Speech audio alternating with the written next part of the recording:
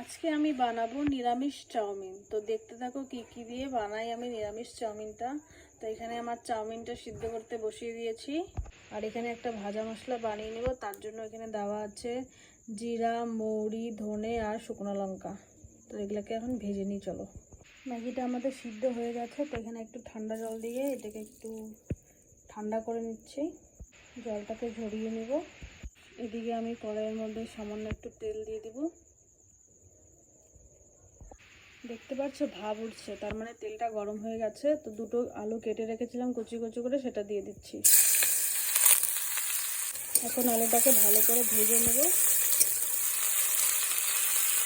আলুটা যতক্ষণ ভাজা হচ্ছে ততক্ষণ আমি যে ভাজা মশলাটা যে ভেজেছিলাম সেটা আমি একটু গুঁড়ো করে নেই। আমাদের ভাজা মশলাটা রেডি, আলুটা ভাজা হয়ে গেছে। এখন চাউমিনটা ঢেলে দেব। এবার ভালো করে নেড়ে চেড়ে নেব।